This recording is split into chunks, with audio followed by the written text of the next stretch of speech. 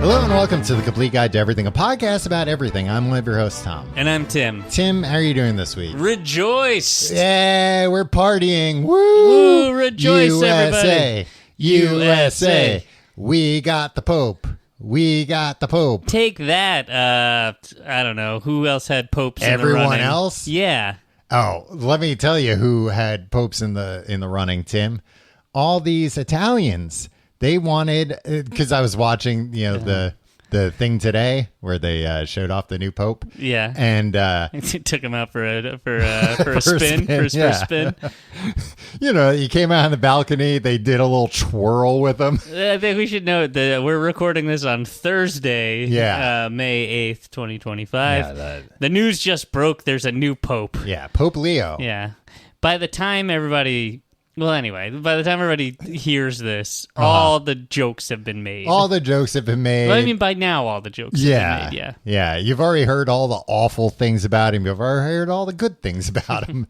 And you've made your own decision. But here in America, we like being the country that has the Pope. Yeah. Has anybody made this joke? This was the one Chicago joke that you were going to make? Yeah, when he's... Okay. When he's doing like the church thing, the mass. Yeah, the mass. Yeah, because the church thing, that really doesn't narrow it down. Do you think he holds up the wafer and he goes, the body of Christ? He might, Tim. He just might. Maybe the first time, the first mass he gives us Pope, he'll do it just to give everybody a thrill. Yeah. But seriously, I'm like a real guy. I'm a real holy man. Yeah. All right. That's it, though. No more. From now on, no more kidding around. Yeah. I mean, it's going to be crazy. Where do you think he's going to live here? I don't know. The church? Yeah. I guess he'll probably just live in one of the churches. It is messed up, right? Like, they make all the Catholic priests like live in these like austere rooms, right? Oh, do they? I kind of assume. So. I mean, you take a vow of poverty. One time, Tom. Yeah. For some reason, I went to, we were both raised Catholic. Mm-hmm. For some reason, I found myself a couple nights a week for a couple weeks. I think I was covering for another teenager, answering phones. Oh, at the church. At the church. Yeah, I remember you doing that. Yeah, I only did it like 3 or 4 times. Yeah, but I think one of the times there was a fire at the church. I had to call the fire department. Wow, and they're like, "Did you set that fire to be a hero in front of all the clergy?" And I was like, "You'll never know." Like, oh, we thank God that we hired this young man to not only answer the phones but make a call if it needed to be done.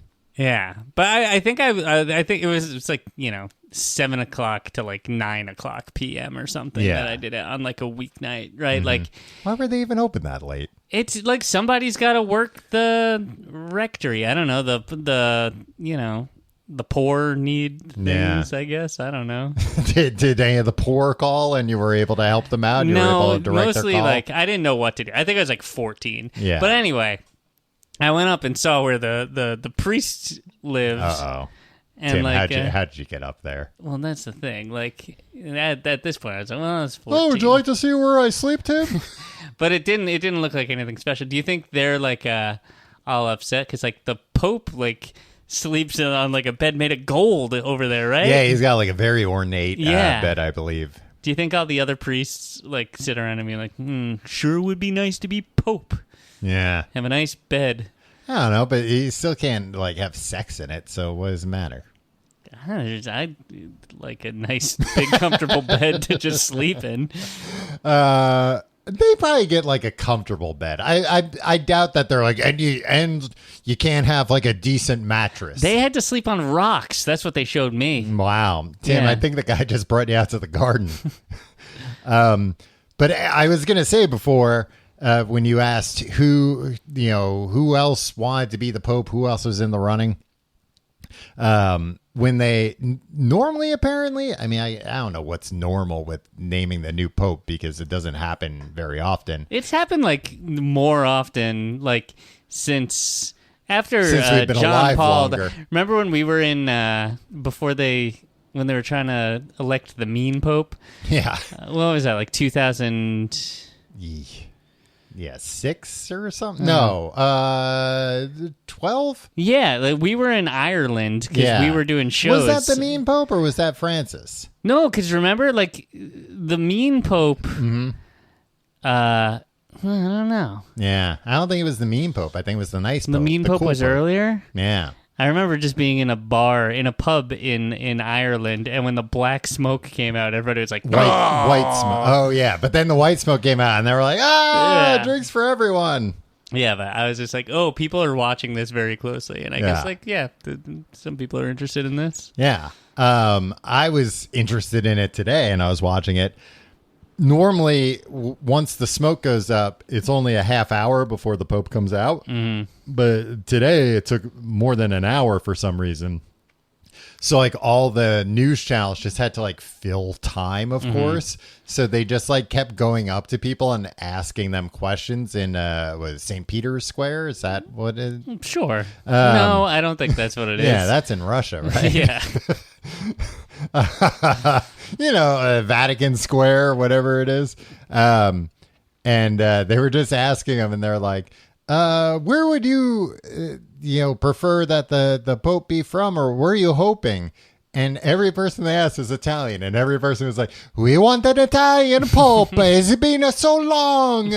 Please. Look, all the other popes, they were nice. The last stereotype you're allowed to. But we want an Italian Pope. You can do French, too. Yeah.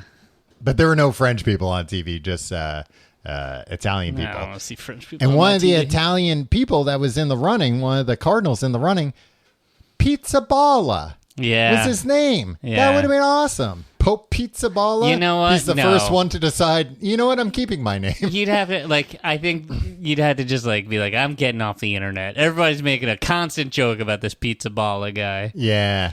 It would have been fun. It would have been fun to think about a pizza ball. Yeah.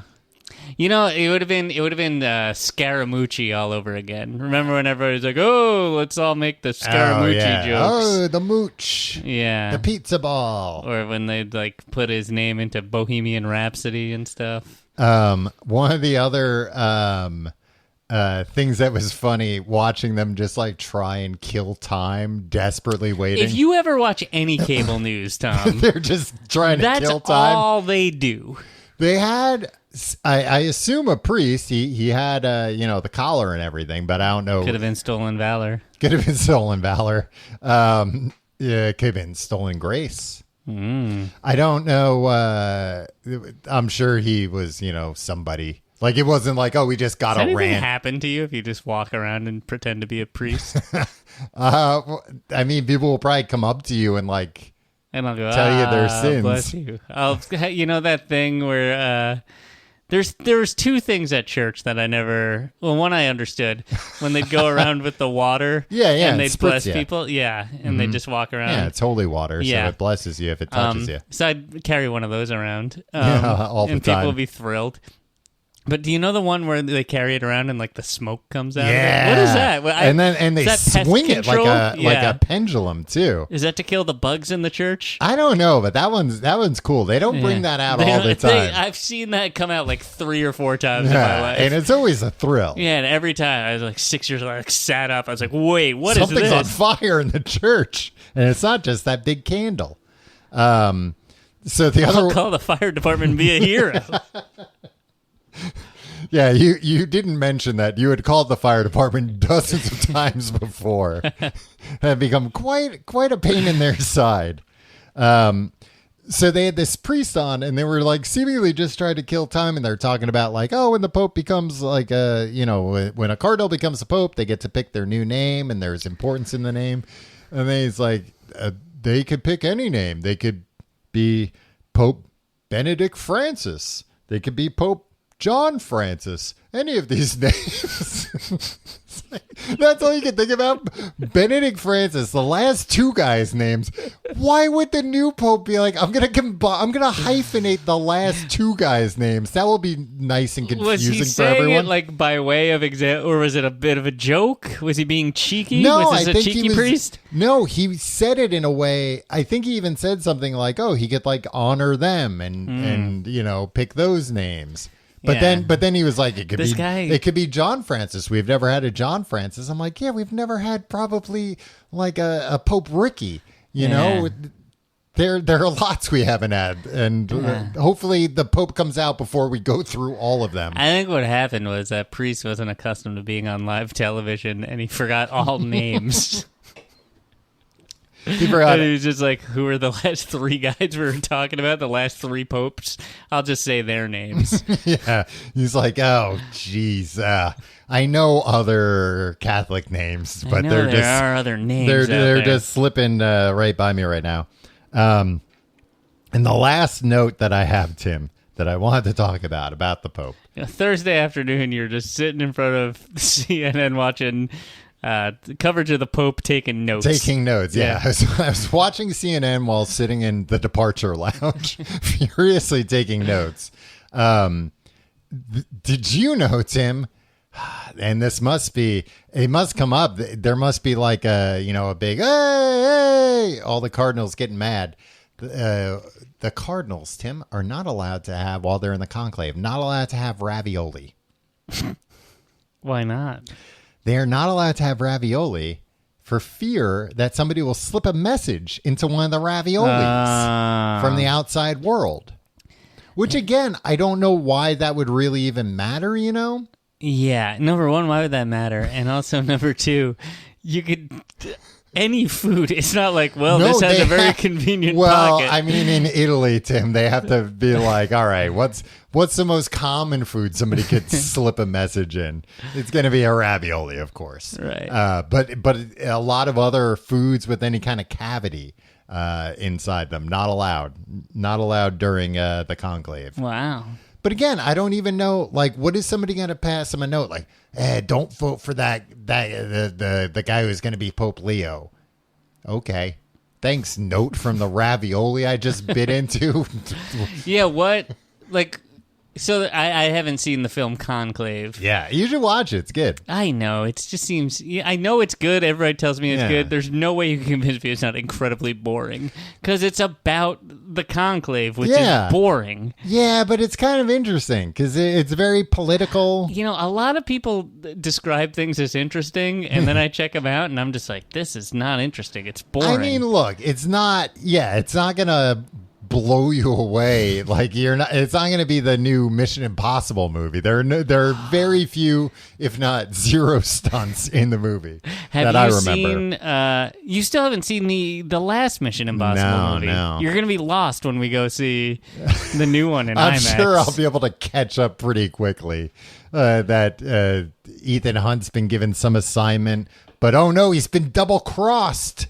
And now he's on his own. Tom, you dumb fool. You ruined the new movie. You spoiled it.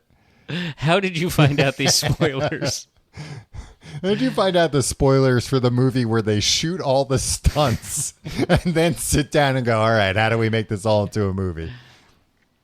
I'm excited for it. Sorry. What my question is, I think your question, like, what is the reasoning behind, like, they need to be cut off from the outside world? I don't know. Just like, we need you to be as out of touch as possible. No, it's because I think it was like one of the Pope Gregory's that they took 2 years to decide a new pope. So this was done as, and it wasn't like they weren't locked in. They were like, we got together, we couldn't decide. We'll get together next year. Did the world in those 2 years like descend into like sinful debauchery? No, but I get that it's like, you know what? We gotta pick something, guys. It's like when you're scrolling through Netflix over and over and you realize like, well, if I don't pick something soon, I'm just gonna have spent my whole night scrolling here. I gotta just pick something and try it. And inevitably you just put on, I think you should leave. I mean, often, yeah. That's what happens to me every single time. Like, I don't know what I'll watch this for the 500th time. Yeah, well, I mean, look, there would be a lot worse things if the new pope wasn't like the show I Think You Should Leave. He probably, like, there's a guy. He's a guy from Chicago. Yeah. You think he's ever seen, probably not that, but do you think he's seen like the He's probably seen, all the popes have seen the more cowbell sketch from Saturday Night Live. All the popes? I mean, all the recent popes, right? I don't know if all the recent popes. Maybe Francis saw it. Do you think the mean pope watched SNL? I think the mean pope, it permeated culture enough, especially about not fearing the Reaper and stuff. Like, he's got to keep up on that. I don't know, Tim. He was like a German guy that then, moved to Italy. Yeah, he's got to know, though. He's got to have his finger on the pulse enough to know, like, what's the big viral sketch. Yeah, well, how are people feeling about the Reaper lately? Yeah. He's probably got, like, a Google News alert set to... Probably. He's probably got one set to fear the Reaper. And then he was, opened up his email that morning. He's like, oh, no, it went off. Oh, don't fear the Reaper. Don't fear the Reaper. Let's see what this is all about. And then he's laughing himself silly. So he laughed so hard, he's like... I don't think I could be Pope anymore. Yeah, that's when he became Pope Emeritus. Couldn't do it. He said, the Pope needs to be a more serious guy. Yeah, that Will Ferrell in his getup. He knows it's Will Ferrell now. Do I know it's Will Ferrell? No, he knows it's Will Ferrell. Oh, he knows. I don't understand what you're getting at. I just think it's funny when popes are aware of modern things.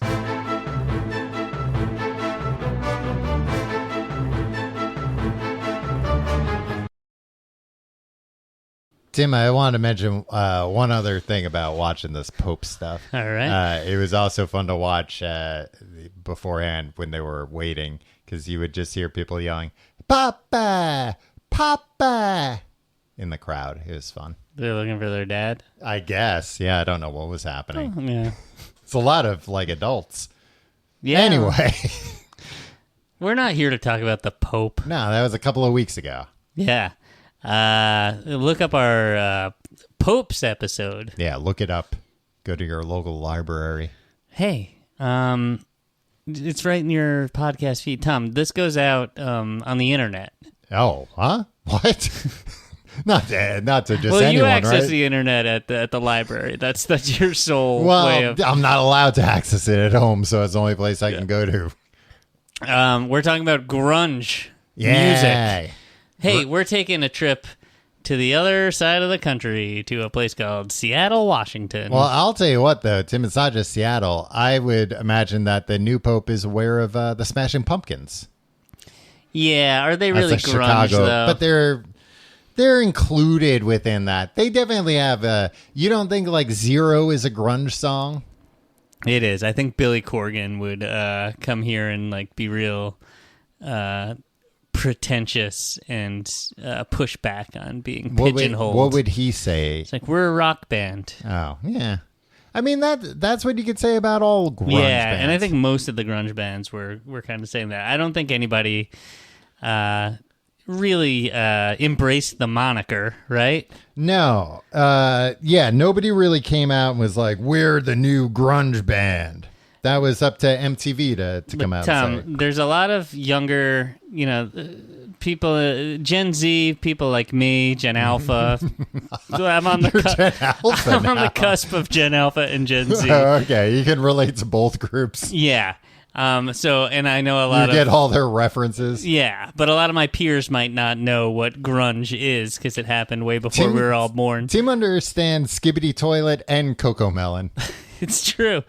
That is actually true. Grunge, it was an alternative rock genre in the 90s. Wikipedia says it emerged during the mid-80s, but come on. Yeah, it's a weird... it definitely did, but I would argue not nationally. Yeah. It was a local thing still in the mid-80s. It fuses elements of punk rock and heavy metal. Mm-hmm. Distorted guitar, angsty lyrics, kind of the Gen X slackerdom ethos. Yeah. Ethos or ethos? Ethos, I think. Yeah. Like ethics, ethos? Yeah, I was hanging out with our lawyer friend who kept saying ethos the other night. I was like, well, he must be right. He's a lawyer. Yeah, he speaks fluent Latin. It's Nirvana. It's Nirvana and Pearl Jam. I thought you were going to say, I was hanging out with our lawyer the other night, and I was like, we have a lawyer? He would be very quick to point out he's never given us official legal advice. I know, no matter how many times I've asked him. Yeah. And then he said, like, I can't do that. And I'm like, come on. Then he'll get drunk and he'll be like, I'm not saying you should do this, but But here, this is what you should email to Richard Marx's representation. First thing, buy a gun. No, he gave good advice dealing with Richard. I know. Richard People can hear Marx about situation. it all on a Patreon episode. Yeah. Anyway.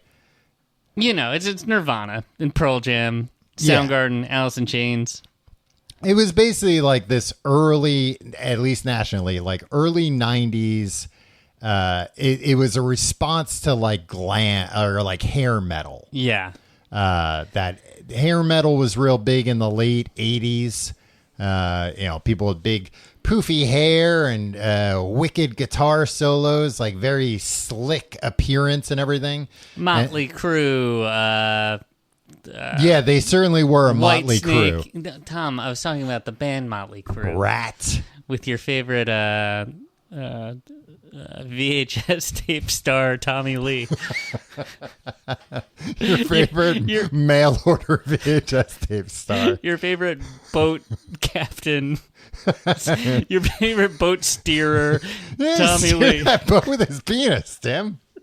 I've never actually seen that, and I should look it up. Like, I'm curious. Like, was it hard? I guess it must have been. I don't know. If it wasn't, then that's really impressive.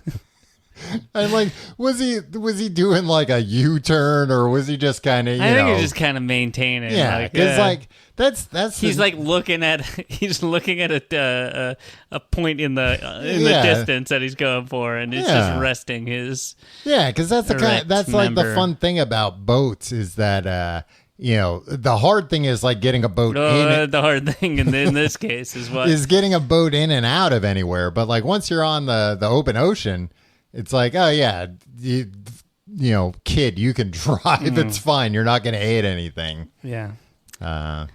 Or I could drive with my wiener. The ironic part, Tom, once grunge became radio friendly and a bit of a movement in the mainstream, a lot of the less successful hair metal bands were just like, all right, let's wash the hairspray out of our hair here, wipe off this makeup. And hey, let's stop washing our hair altogether. Yeah. And then we'll just turn into grunge. After we get all this stuff out. And like you can smell it all over. One of the bands that did this was like a Candlebox. Remember Candlebox came out? It's like, I'm sure 5 years ago you were probably trying to make it as like like you see these guys. Yeah. Oh, I thought you like knew for a fact. You're just saying. No. Oh, okay. They are one, I believe. Okay. Yeah. Yeah, because I know that happened, but I can't really think of any bands off the top of my head that I'm familiar with. As like 11 to 14-year-old, I was really good at sniffing out posers, like, grunge posers. Like I was really in tune with like this is what grunge is, and I can tell when you're fucking up. And like a lot of people talk smack about Stone Temple Pilots. They were like on the cusp of that. Oh, I could see that. Yeah, they weren't grunge per se, right? But they weren't like. They certainly weren't hair metal guys. They were like better musicians than everybody in the grunge scene. They were like, and like a little bit slicker and a little bit, maybe like a little bit slicker, like looks wise, like presentation wise, and like music wise, like a little bit cleaner of a sound. I would argue. Yeah, after Core, they really, look, they got some good tunes. I remember we famously got into a fight with Dave Hill on his live radio show when I was saying that there are some merits to Stone Temple Pilots. So I don't want to get. No, I love a good Stone Temple Pilot song. Like they're one of those bands that I never. Really, I like the bad ones. I never really got into them. But, like, I really like their singles. Like, when they're... Especially, like... I feel like maybe when I was a kid, it was... I wasn't super into them. I think just because they were so ubiquitous, it was kind of like, oh boy, this song again. Like I've heard this song a million times, but like now a lot of those songs, I'm like, this song rips. Yeah, it's a good song. Tom, there's some deep cuts. Maybe I'll make you a mixtape. Tim, I've been praying every night that one day you will make me a mixtape. So how do you want to do this through the lens of the Rolling Stones publication? Yeah, because they have a list I found that is well, it's their top 50 albums, grunge albums, yeah. not grunge bands. Yeah, I propose both to you, and we decide to go with albums. Yeah, I think so. I was kind of surprised Googling around. I thought for sure, like, oh, okay, lists of top 10 grunge bands, top whatever grunge bands. Oh, there's going to be so many. Very few. Yeah. And like Rolling Stone, this list is from, I think last year, maybe? No, it's from 6 years ago. But, well, then they need to update it. There have been so many good grunge albums. I wouldn't be surprised, Tom, if some kids are playing like some really good grunge these days. Have you heard these bands like that are like made up of like 22-year-olds that like sound like the 90s now? I haven't, but I'm interested in that. That sounds. Every once in a while, one comes across my desk, and I'm like, huh, all right. Yeah, I you know what, actually, Tim, I got into a song in a video game that takes place in the 90s, and I was like, who is this band? And I looked them up, and they weren't a 90s band. They were a recent band. Yeah. You know what? It's retro. Yeah. And you know what? I don't care. It doesn't need to be authentic. No. Yeah, it's fine. It's all about the feel, man. You know, I'm also, I realized the other day that I think I'm going to become like a desert rock guy. Desert rock? Yeah. Which is like a subgenre of stoner rock. Oh. That comes from like, all the like Queens of the Stone Age. Like they're from the desert. Okay. Because I forget. Oh, I think I just... Queens of the Stone Age has a new live album coming out. They record in the catacombs in Paris. And I was like, I like Queens of the Stone Age. And then this other band whose name I can't remember, unfortunately. When I look them up, it's like, oh, they're also considered like kind of stoner rock, desert rock. And I was like, I always think of like Fish as stoner rock. No. But no, it's this stuff. Yeah, it's a little heavier. It's a little slower. Yeah, but also like the kind of music that I'm like, I don't think I would like this stoned. No, because it always has like enough of a groove to it. Yeah. Yeah, I guess that's what it is. That you're like, yeah, I like this. Yeah. But shit, I can't remember any of these bands' names. But there's some desert band that like I don't think they even have a lyricist. And I started getting into them. All I'm getting is a desert rock resort. That sounds nice too. Yeah. Ooh, loudersound.com. Desert rock. Fu Manchu. I think it started as desert rock because there were a few bands that were like desert. Well, they used to do like raves, not raves, but like shows in the desert kind of like in Palm Springs. But then once it like grew out of that area, I think it started becoming known as stoner rock.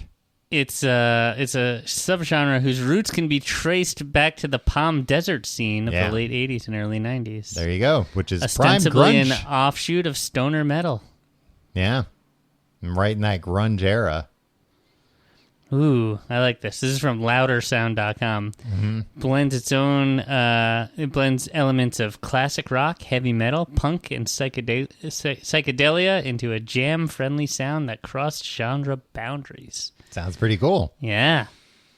Sounds like something to really groove out to. Right. That's what they say, right? Everybody says that. Only the coolest people. But we're not talking about desert rock. We're talking about grunge, baby. Grunge. Yeah, you want to get into this list? Yeah. We're going to do the top 10. Yeah, although I did see... And from the home office in Sioux City, Iowa... I did see though that number I think 49 when I was scrolling is the Toadies Rubberneck. Yeah. And that's a good album. That's a cool album. Yeah, they're Texas though. Well, but we're talking about grunge. I know. But like it's Texas style grunge. Yeah, well, I mean, Texas style barbecue is pretty good. Rubberneck is so good. Yeah. People don't understand about the Toadies these days. What do you mean they don't? You hear a lot of people getting the Toadies wrong nowadays? I just feel like whenever I bring up the Toadies, they're like, what are they, that Do You Want to Die band? It's like, yeah, they are that band, and that song's really good, and all their other songs on that album are really good, too. Yeah, that song's awesome, and so is everything else on that album. So yeah, thanks for asking. Yeah. They also do I Come From the Water from that album. Can I just say the number 50 also, I want to address this. Should we just start at 50? is Mother Love Bone. And like, to me, like that's that guy Andy Wood, right? Yeah, I always heard it as Mother Love Bone. Mother Love Bone. You say it in a filthy way. That's what I always... Mother Love Bone. Yeah, that's what I always assumed it was. I always assumed this was somebody's name. Mother Love Bone.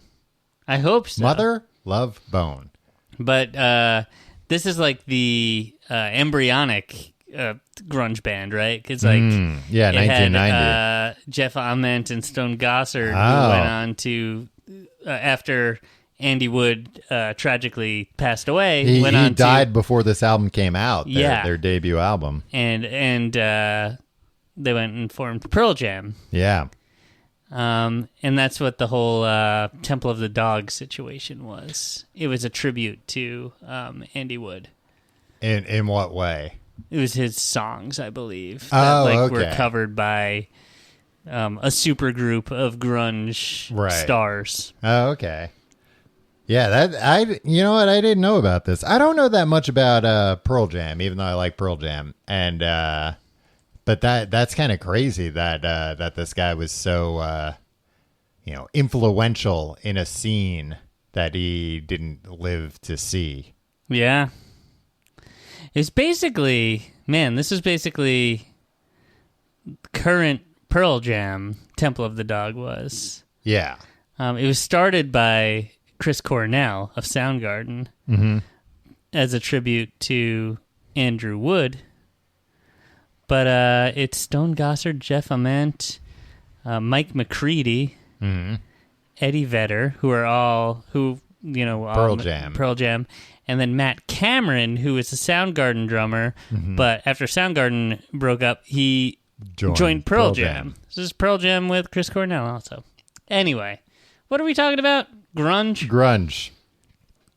I'm just kind of scrolling through this the 50 list because there's a bunch of bands I'm not aware of. I don't really know about. Just kind of stopping at bands that I know. Veruca Salt at number 46 with American Thighs. Veruca Salt. I came across a video of Veruca Salt, a live, a VHS or somebody like videotaped a set from like 1995 or 1996 or there. Like, they rocked. They had so much energy and just beautiful women. Yeah. It's like this band had it all.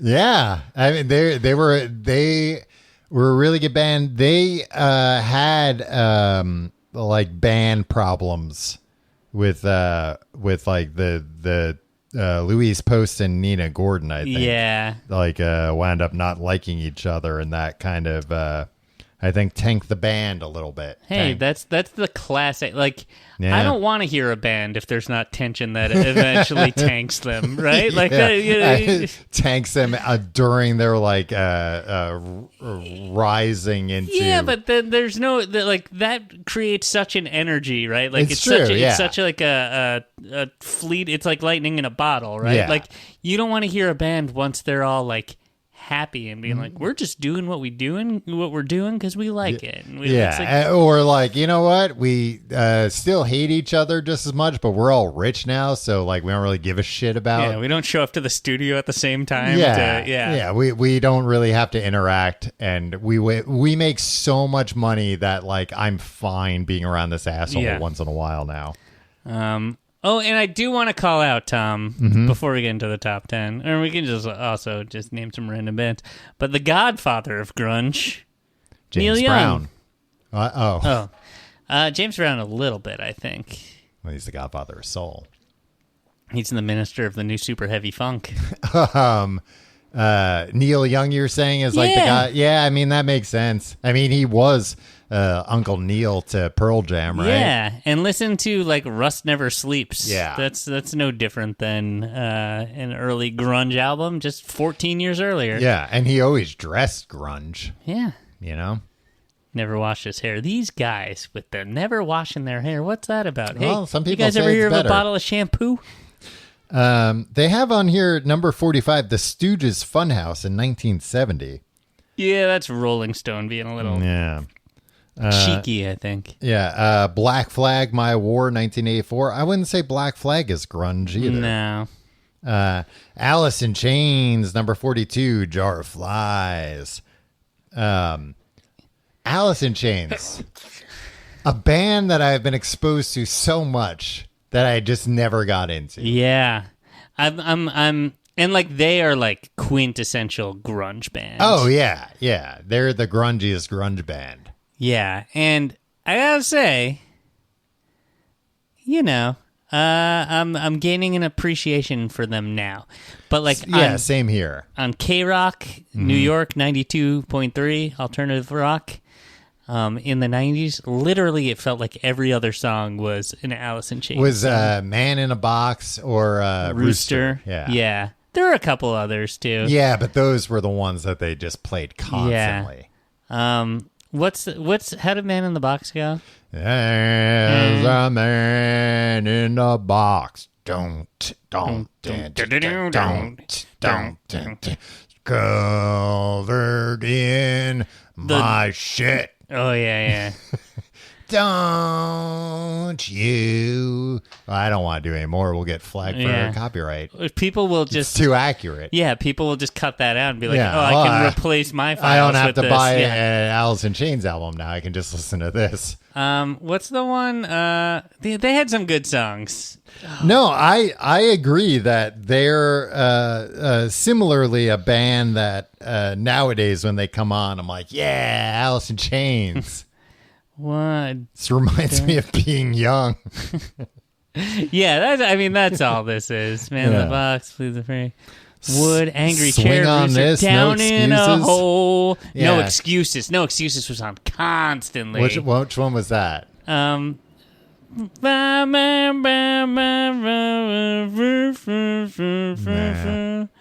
ringing a bell. Myself, no excuses that I know. Yeah. All right. Heaven Beside You. That was the good one. Yeah. All right. There's some good songs. Yeah. All right. Hey, we salute Alice in Chains. Again, Lane Staley passed before his time. Heroin overdose. Yeah.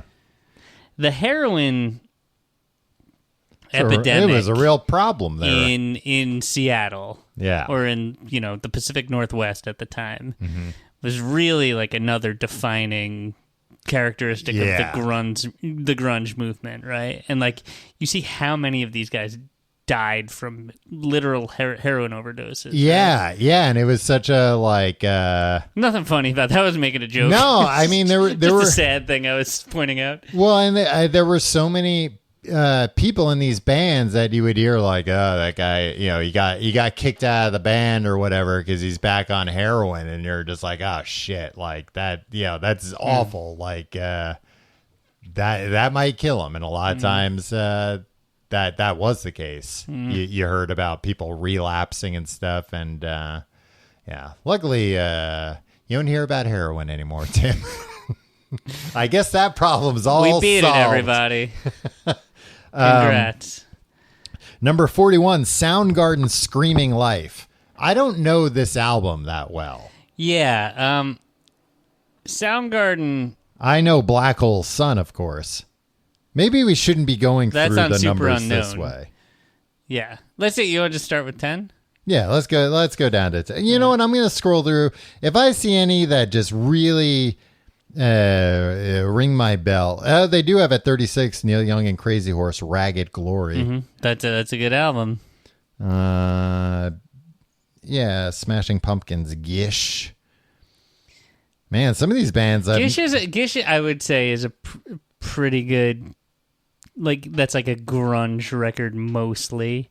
It's a little too energetic for a grunge record, though. Yeah, I never got super into that album.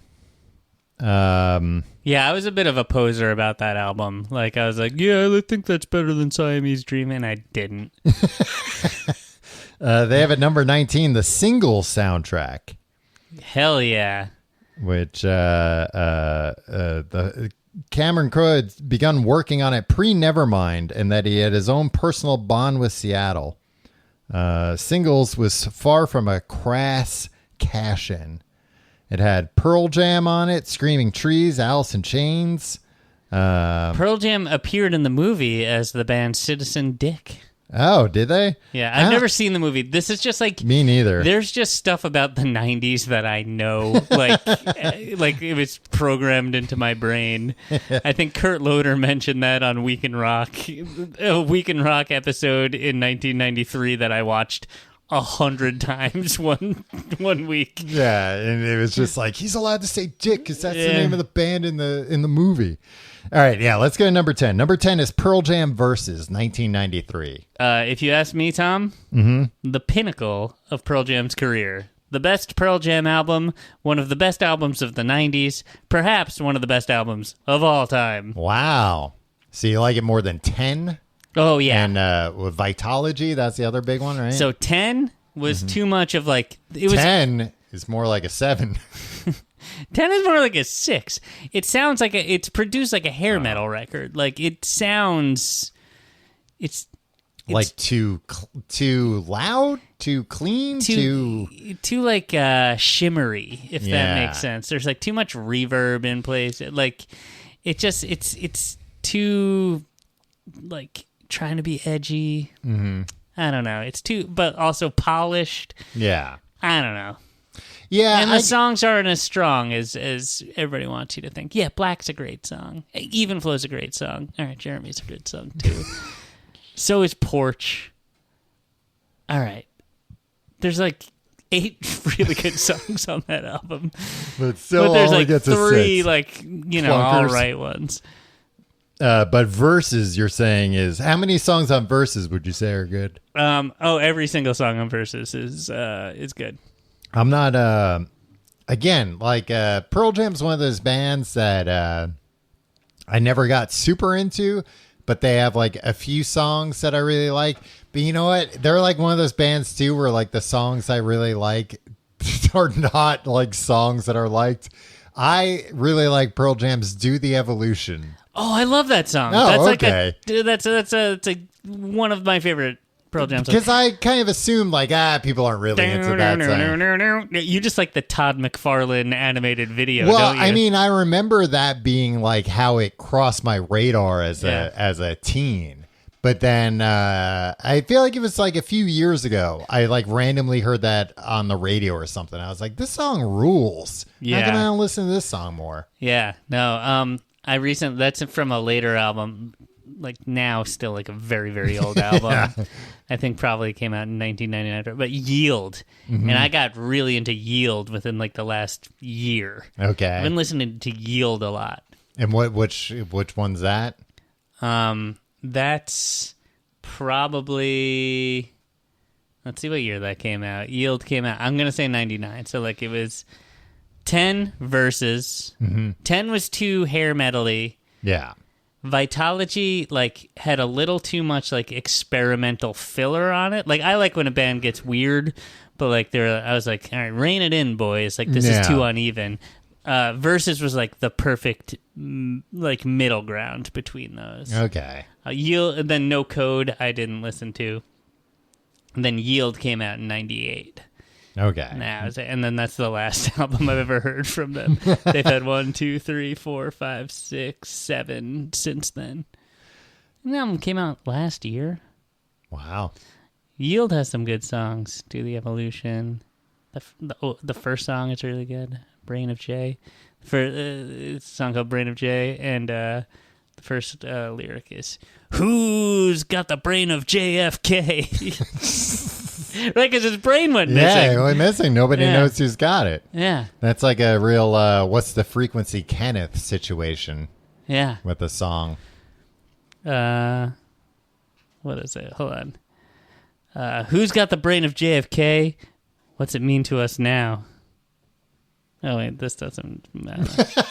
It's like, are you just gonna read the whole song I thought poetry? I thought it got more into like JFK conspiracy stuff, but it's not. Quickly moves on from his initial question. Number 9, they have Soundgarden, Super Unknown. I almost said Supergarden, Sound Unknown. Alive in the Super Unknown. No, it's just called Super Unknown. Do you know the song Super Unknown? I don't think I know. That's another, I think... I got to stop singing it, otherwise somebody's going to rip it. Like Soundgarden, I think I really only know Black Hole Sun.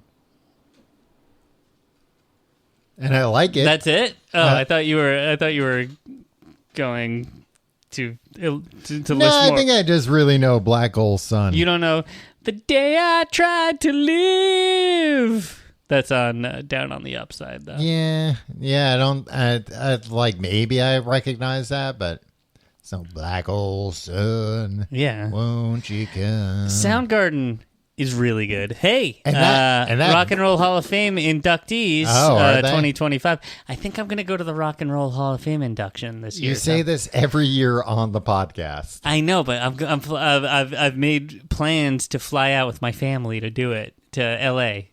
You're going to go to L.A. So not here, not in New York. You're going to travel to go see it. Yeah. To see Soundgarden get inducted. Yeah. Well, not just Soundgarden. Who else? Cyndi Lauper. Okay.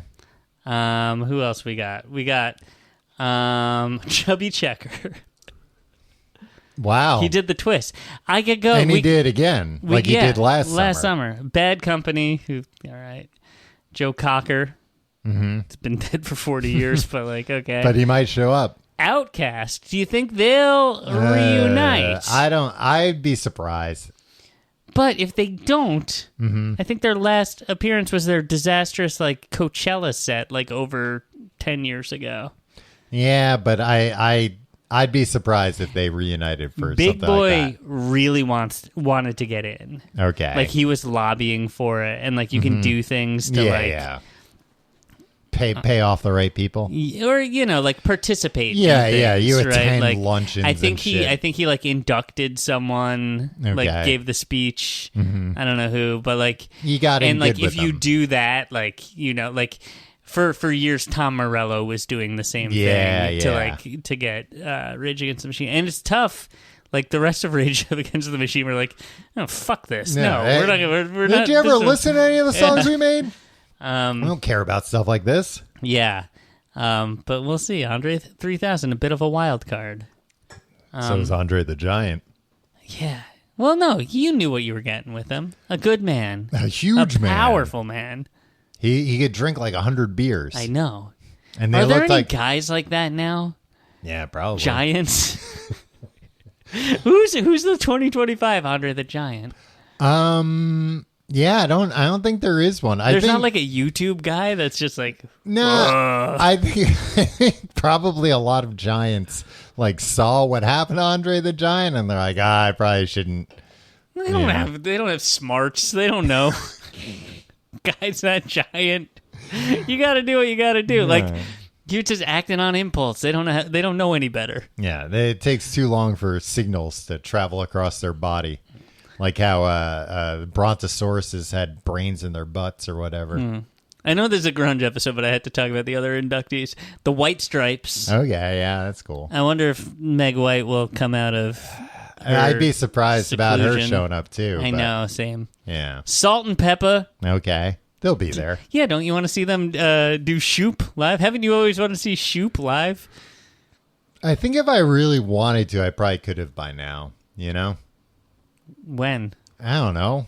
Don't they play still? Or do they not, like, play together anymore? What I recently found out is from the past few years, they've kicked Spinderella out of the... I mean, it was bound to happen at some point. Her name's not even in the group. Yeah, she should have seen the writing. She's like, I gotta, lobby to get my name on the Salt freaking and Pepper album. and Spinderella. Well, that kind of ruins the whole... Yeah. Yeah, it's a tough situation. Yeah, is there a way that she could have renamed herself to be like Ann? Salt and Pepper? Oh, Ann. Yeah, I'm the and in Salt and Pepper. Peppa Pig. Warren Zevon. I'm a Zevon guy, Tom. Are you? Yeah. All right. Well, he'll be there. He wasn't grunge. No. And then in the Musical Excellence Award, there's some people, like some good session musicians, but most notably Carol Kay, the bassist for the Wrecking Crew. She played bass on Pet Sounds. Oh, okay. She's a 90-year-old lady who's still alive. I want to see her get inducted. The rest of the freaking Wrecking Crew was like all these session musicians that played on all these albums. They were inducted 20 years ago. And then one lady, they were like, we don't need to induct her. Yeah, we'll just wait for her to die. Anyway, we got 10 minutes left. Number 8, Nirvana in Utero. The best Nirvana album? Do we agree? I think I like Nevermind more. I like the harder Nirvana stuff. That's in Utero, my man. But I don't know. I mean, look, I like In Utero too, but I like Nevermind more, I think. Yeah, I can't accurately judge. Like Nevermind's punchier, I feel like. Are the songs shorter? Maybe. Yeah. They famously went to Steve Albini and tried to make it less commercial sounding. Yeah. And you're a commercial guy, Tom. Yeah. You got a good populist head on your shoulder. Most of the music I listen to is from commercials. That's not entirely untrue. You're always listening to that Jet song from that iPod commercial. Yeah, I've been listening a lot to this song from the Wegovy commercial that just goes, "Look out, 'cause here we come." It's about the weight loss injection drug. I've been watching a lot of stuff on Hulu lately, and I was telling you I was watching that show Paradise, and every commercial break is the same 90-minute commercial for Wegovy that is it's awful. It's just the most they made this commercial knowing, yeah, this isn't a good commercial, but if we show it to somebody 1,000 times, that's a lot of what advertising is. Yeah.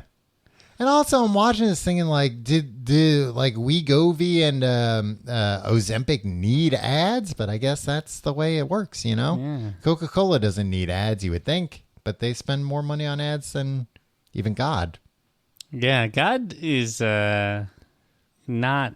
God's super been cutting high on the his list. ad budget. He's still lately. top 10 probably in Yeah. ad spend. Oh yeah, he's still up there just to remain in the conversation. Number 7, Temple of the Dog. I was wrong, Tom. Andy Wood did not write the songs. All the songs were written by Chris Cornell, who, according to Rolling Stone, poured all his heartache into the songs. And he had a lot of it, Chris Cornell. Yeah. Also a very sad guy. I never got into that album. Well, I'll admit it. Maybe there's no time like the future. Like the present, rather. Or the future. I'll put it off for another couple of years. Yeah, you can do it someday. Number 6, Alice in Chains, Dirt. Yeah. This has Man in the Box in it. And Rooster. Oh, and Them Bones. How'd I forget about Them Bones? Oh, man. Number 5, Mudhoney. Never got into Mudhoney. Yeah, they felt like they were on the punkier side of like less metal and more punky, right? Yeah. Yeah, they kind of felt like they were like off on their own a little bit. Yeah.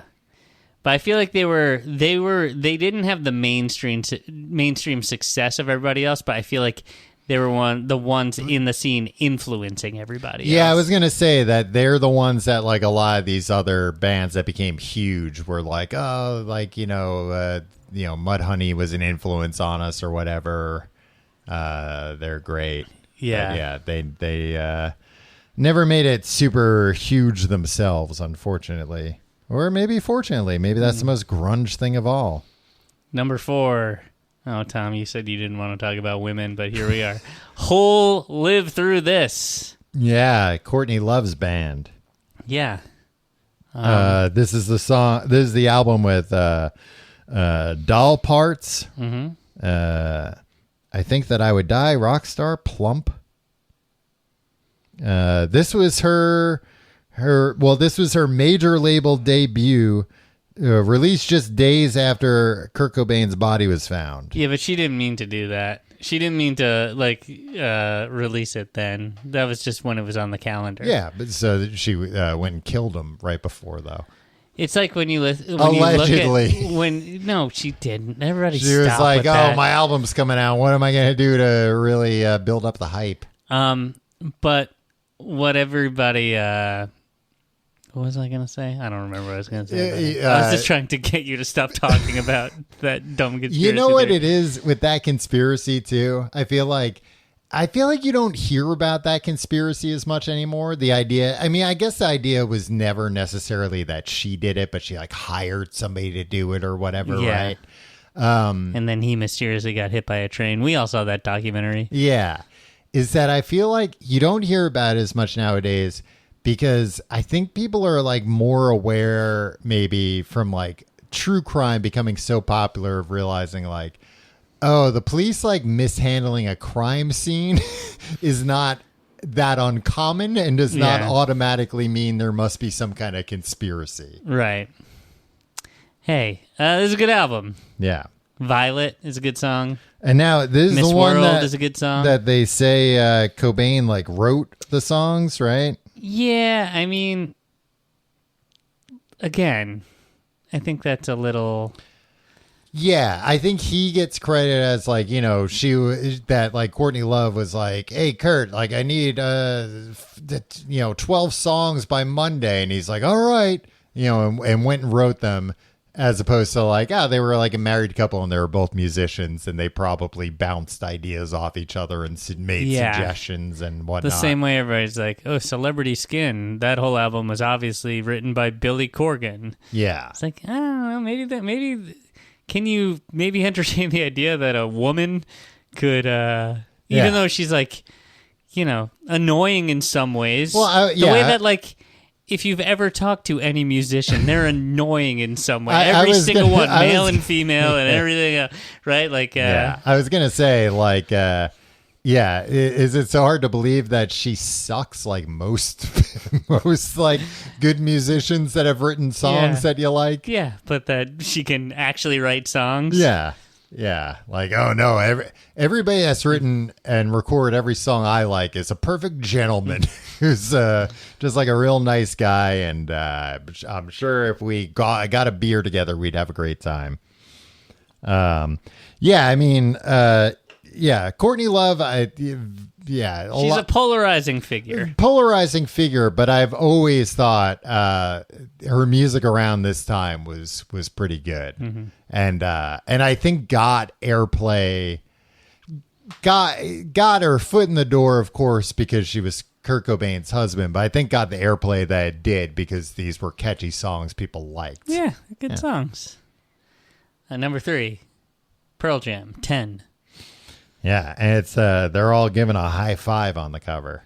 Well, they're buds. Yeah. It's fine, I guess. I don't know. They seem like real bros. In Rolling Stone's write-up of this, 10, the debut album from Pearl Jam that skyrocketed them to stardom, right? Yeah. And like made them a global sensation. Years later, Vedder looked back at the album as one of the major turning points in his life. No shit. The thing that made you from like struggling obscure musician to rich and famous global rock star? Yeah. Was that a turning point in your life, do you think? The singer of the band looked back on their biggest album that rocketed out of nowhere as like being a pretty big deal for him personally. Yeah, man, they had to write 50 of these things. I guess they had to come up with, they couldn't just keep saying like, when this album became big, it was a big deal for the people of the band. I think I might be being unchecked. Oh, whatever. Who cares? Yeah. Number 2, Soundgarden, Bad Motor Finger. You know that album? I don't think I do know this album. Yeah, they were like they were a little bit more raw before you jumped on with Black Hole Sun, and I jumped on with the rest of Super Unknown. Yeah. Oh, I did like Spoon Man too. Yeah. Oh, yeah. Okay, how could one forget? Yeah. Which album was Spoon Man on? Super Unknown. Oh, okay. Yeah. Wow. Spoon Man and Black Hole Sun, one album. Yeah. 2 great singles. What else was on? I would venture My Wave. Do you know My Wave? No. Fell on Black Days. Yeah. Fell on. Super Unknown. You don't know. The Day I Tried to Live. You still don't know that song, even if I sing it like that. I know it from earlier when you sang it, but that's about it. That's the only way it rings a bell for me right now. And number 1, Tim, I was right again. Nirvana's Nevermind, 1991. You know what I used to say a lot about Nevermind? You say, my favorite song on that is actually Lounge Act. I mean, I think Lounge Act is a good song. It's fine. It's like the worst song on the album, though, right? No, but I mean, it's like the most different song, I guess. It's the one that like didn't like either wasn't like a radio single or like a fan favorite. Yeah, it was on Teen the radio Spirit. though. Okay, you're naming the songs. Yeah, Teen Spirit single, massive hit. Hum it for me a little bit. Teen I don't remember.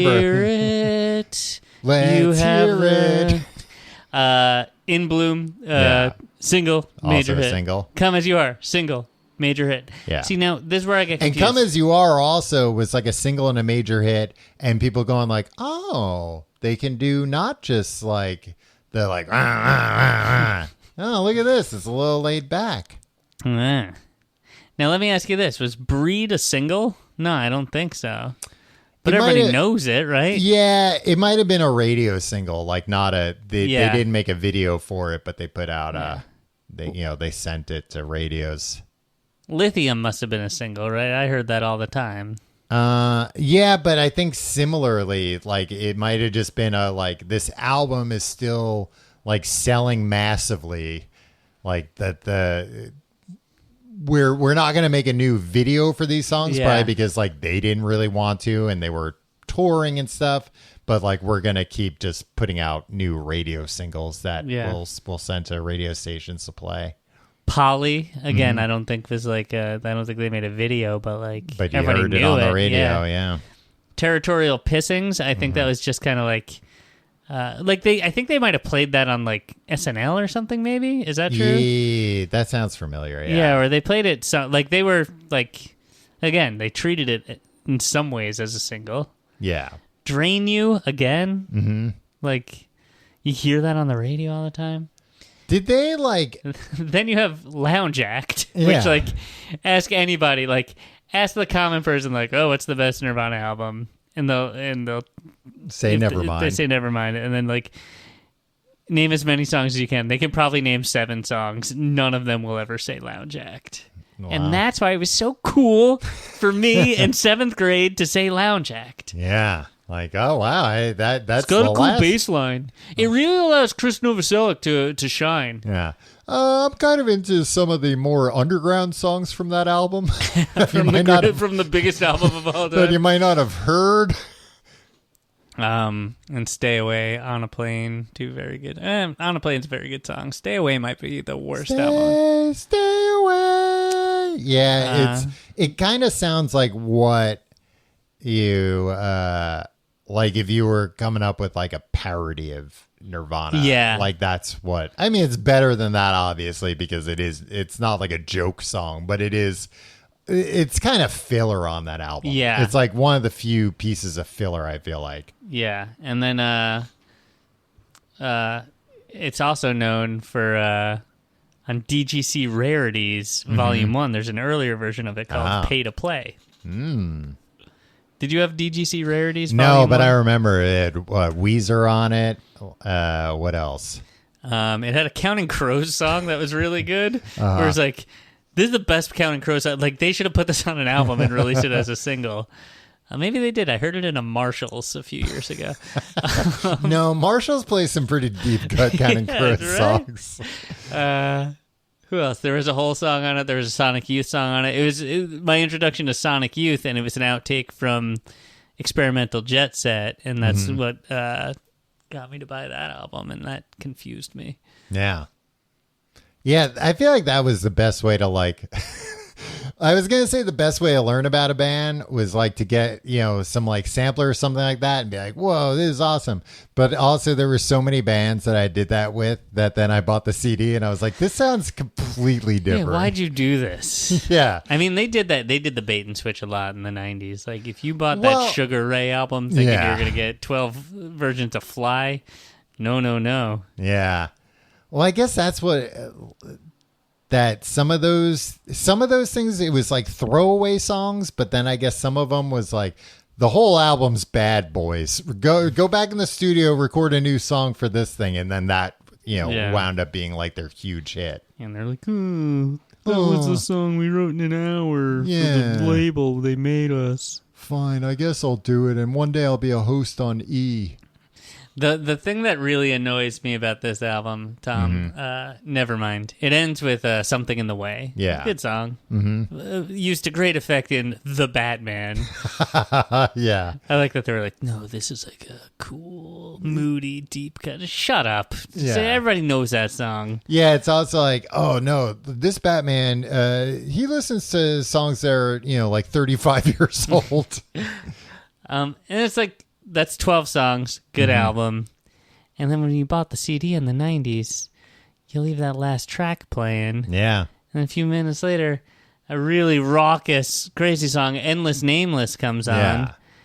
This, nowadays... And you go, what the hell? Is my CD player possessed? Yeah. Where'd this song come from? It's not listed in the tracks listing. Nowadays, it's just track 13, Endless Nameless. It's like, that's not what the vision of the song was. You have to listen. Yeah. You have to listen to silence for however many minutes you're or not fast supposed forward. to know the official name of it because it's Yeah. not listed anywhere. It's fucked up. Everything's fucked these days. Yeah, they should undo it. That's a good song, though. Well, that's the top 10 grunge albums of all time. Don't play any of them. That was just me singing it. If you like the show, you can find out more at tcgte.com. You can find our social media links, our subreddit link, our Discord link, and more. And our Patreon link, patreon.com/complete guide, where we do a weekly bonus episode. This week, we're doing celebrity gossip. With Tim and Tom. We're gossip hounds. We're talking all the who's kissing, who's French kissing, who's tongue kissing, who's necking. Who's getting the third base. I'll explain what that is on the show, too. Yeah, oh, that's behind the paywall. Patreon.com/complete guide. You can get that and all the other bonus episodes. Do you have an album, a grunge album that you feel was left off this list, that's missing from this list? You know, if we hadn't called it out earlier, I was planning on calling it out as a grunge adjacent, if not fully grunge album, the Toadies Rubberneck as like a dark horse. Yeah. We didn't mention Stone Temple Pilots' Core. No, I was just going to say that was number 11 on their list. Yeah. And I wouldn't say I have I also love their description here. It just starts with, Is this Pearl Jam? Beavis wondered when the video for STP's Plush came on their TV. Yeah, said Butthead. Eddie Vedder dyed his hair red. Yeah, I mean, that's, do I have a soft spot in my heart for it? Yeah. Mm-hmm. Did I? Is every track a banger? No. Yeah. But, I think it's emblematic. I don't know, anything that you feel is missing from the list that we haven't? No, I'm glad that the Rubberneck's on there. Yeah, I don't know. I would have to think more. Yeah, we'll come back to this next week. All right. That's it for this week. Goodbye. We'll see you next week.